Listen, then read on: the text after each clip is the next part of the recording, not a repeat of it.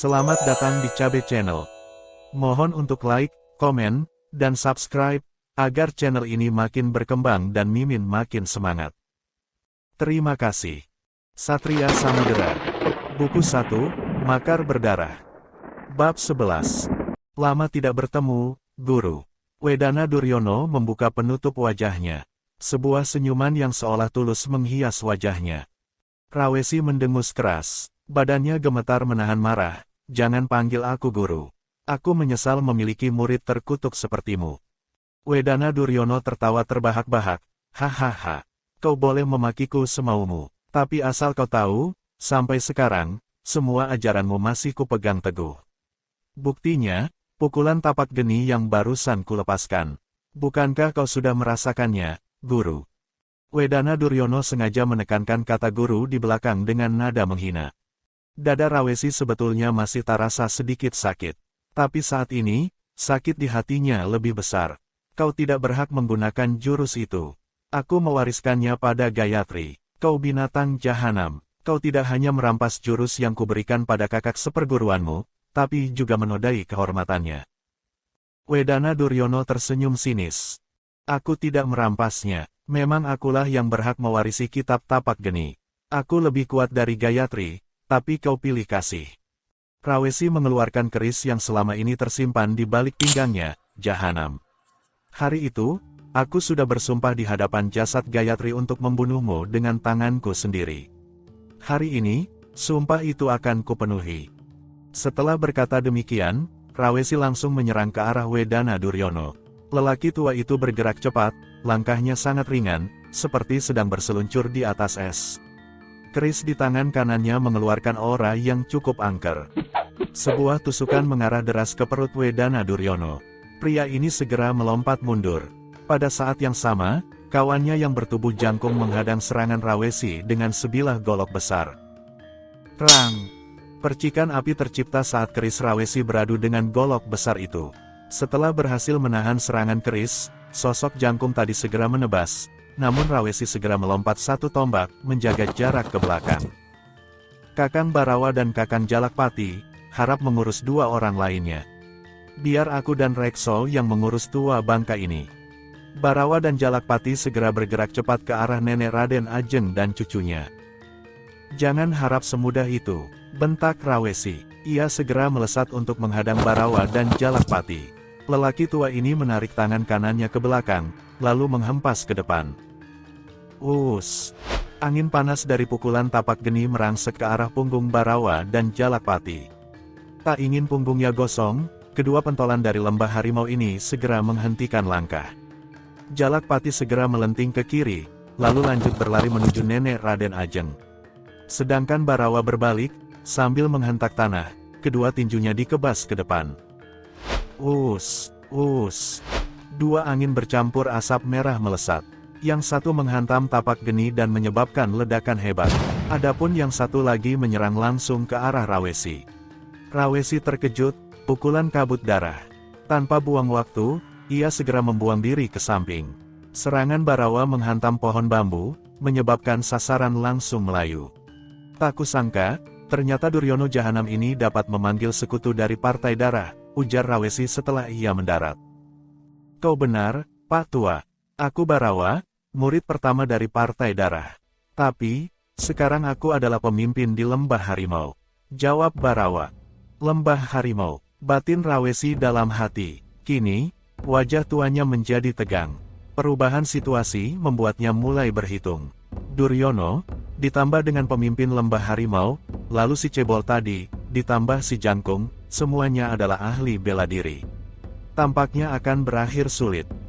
Di waktu yang sama, Jalakpati sudah berada satu tombak dari sasaran. Lelaki bertubuh pendek ini segera mengeluarkan tombaknya, menusuk lurus ke arah kepala nenek Raden Ajeng. Melihat serangan lawan, nenek Raden Ajeng segera menjentikkan jari. Ziing, ziing, ziing. 3 jarum melesat menyambut Jalakpati. Pada saat yang sama, nenek lincah ini meloloskan pedang yang terselip di pinggangnya. Kau tunggu di sini Semprul, ujar sang nenek pada cucunya. Tanpa menunggu jawaban, nenek ini segera melompat dan menyerang Jalakpati dari samping kanan. Jalakpati terjepit. Dari depan, 3 buah jarum melesat deras. Sedangkan dari kanan, tebasan pedang sang nenek memapas. Tapi Jalakpati bukan anak kemarin sore. Ia segera memutar tombaknya hingga seperti baling-baling. Rang, rang, rang. Ketiga jarum beracun berhasil ditangkis. Arah jarum jadi berubah. Yang dua justru melaju ke arah nenek Raden Ajeng. Melihat ini, sang nenek menggeram. Ia yang tadi melesat untuk menyerang jadi harus mengibaskan tangan. Kibasannya berhasil menjatuhkan 2 jarum miliknya sendiri ke tanah. Saat ia hendak kembali menyerang Jalakpati, sang nenek sudah kehilangan momentum. Pria pendek itu sudah berhasil menjaga jarak. Adapun jarum terakhir, ternyata berbalik arah ke cucu bermulut kurang ajar tadi. Saat itu, lututnya tiba-tiba gatal akibat gigitan nyamuk. Sang cucu tak sengaja menunduk untuk menggaruk lutut. Siapa sangka, saat itulah jarum sang nenek menderu melewati selangkangannya, dan menancap di bambu belakang. Buset, sial, kalau selangkanganku kena, habislah masa depanku. Rutuk bocah ini dalam hati. Keringat dingin mulai mengalir di pelipisnya. Nenek Raden Ajeng yang melihat kejadian ini mau tak mau menjadi lega. Semua kejadian terjadi begitu cepat. Mereka harus segera membereskan lawan, jika tidak, mereka pasti celaka. Nenek busuk, aku memberikan 3 pilihan padamu. Pertama, kau segera bunuh diri, aku janji akan membiarkan jasadmu utuh.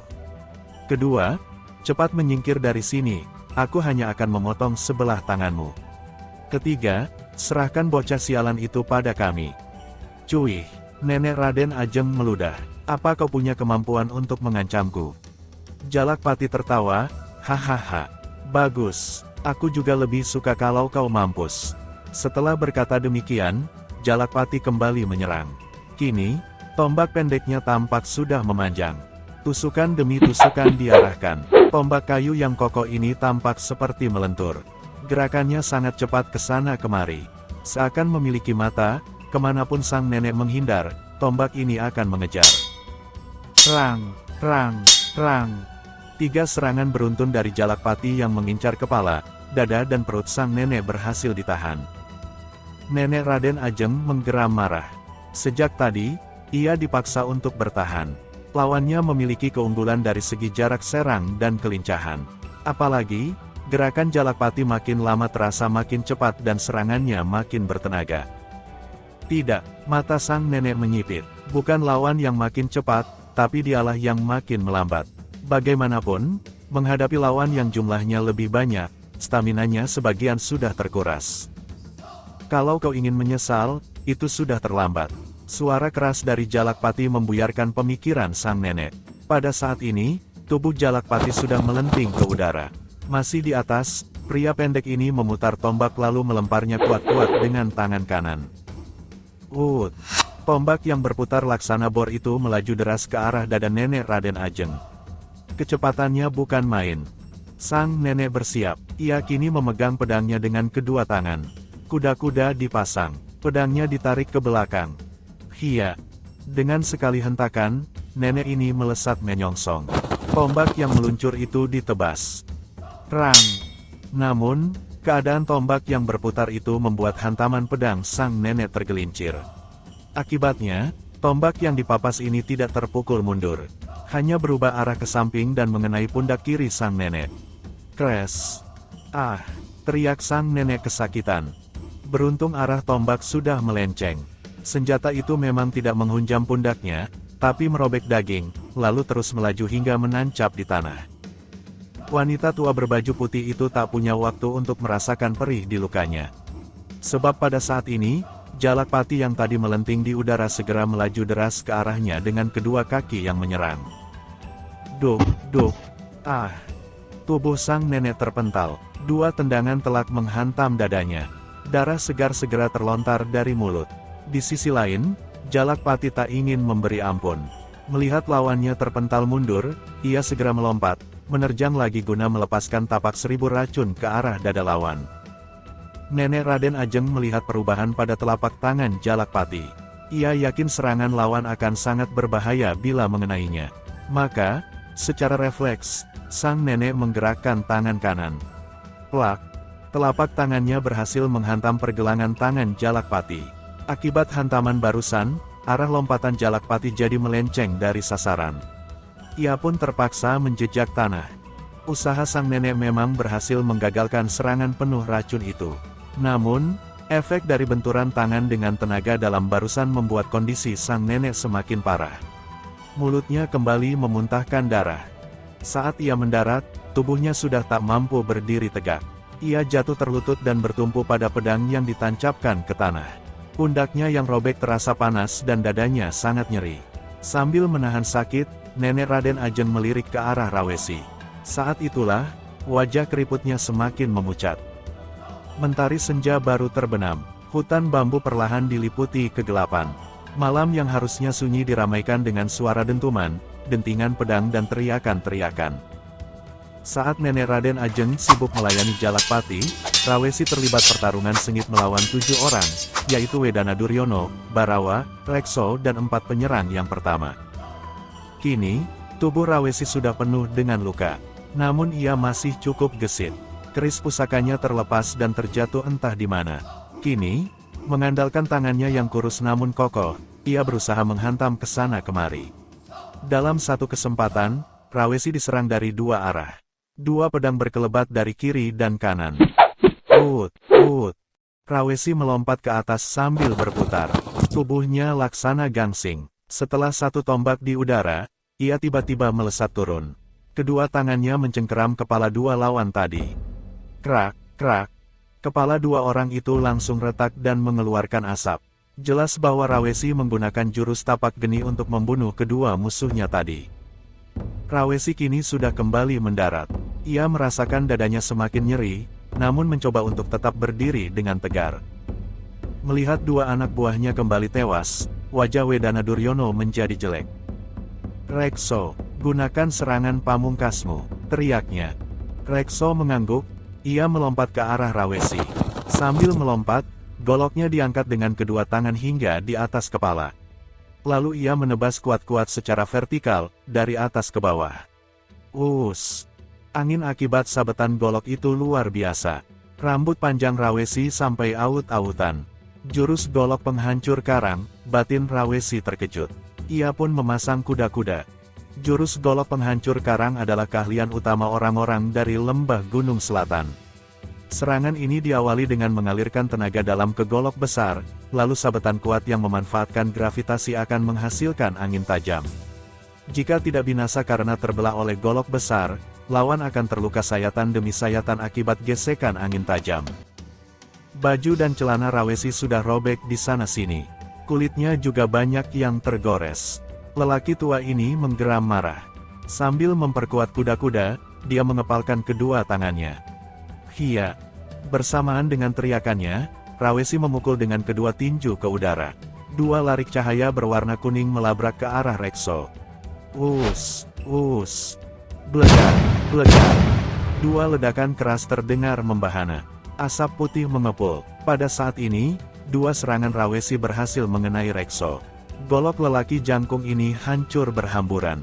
Tubuhnya terpental jatuh. Saat menghantam bumi, barulah kelihatan bahwa hampir seluruh badannya telah gosong. Rekso mati dalam keadaan mengenaskan. Bau daging matang langsung menyebar. Ekspresi wajahnya masih terbelalak, seakan tak percaya dengan kematiannya sendiri. Rawesi segera mengatur napas. Dia telah mengeluarkan banyak tenaga dalam untuk melancarkan serangan tadi. Dadanya tidak hanya nyeri, tapi terasa mau jebol. Darah segar mengalir dari kedua lubang hidungnya. Keadaan fisiknya sebetulnya tidak ideal untuk banyak menggunakan tenaga dalam. Namun, kakek sakti ini memang terpaksa mengeluarkan jurus pamungkasnya, pukulan tinju geledek. Dalam pikiran Rawesi, dia harus menghabisi musuh sebanyak mungkin dan secepat mungkin. Hanya dengan cara inilah mereka dapat lolos dari penyergapan lawan. Bagaimanapun, keselamatan sang nenek dan cucu kurang ajarnya adalah prioritas utama. Rawesi merasakan lututnya mulai goyah. Apakah ini akan menjadi akhir kehidupannya? Ia pun menggeram. Jikapun harus mati, maka dia harus membawa sang murid murtad bersamanya ke akhirat. Rawesi memantapkan tekadnya. Ia memasang kuda-kuda, merentangkan kedua tangan, lalu mengepalkan tinju, menariknya ke belakang dan memusatkan tenaga dalam. Mantan komandan pasukan pengawal raja ini kembali menyiapkan tinju geledeknya. Namun, huek! Rawesi memuntahkan darah segar. Pada saat ia berusaha memusatkan tenaga dalam, dadanya terasa sangat sakit. Jantungnya seakan mau pecah. Dengan pilu, Rawesi meremas dada. Kalau seperti ini, hanya ada satu jalan. Rawesi merogoh sakunya. Sayang, pada saat ini, Wedana Duryono dan Barawa sudah mulai bergerak. Melihat kondisi Rawesi yang tidak stabil, Wedana Duryono dan pemimpin lembah harimau itu melesat. Keduanya menyerang dari dua sisi, atas dan bawah. Tubuh Barawa merunduk seperti harimau. Ia berlari dengan kedua tangan dan kakinya. Gerakannya meliuk-liuk di tanah, seperti harimau yang sedang berburu.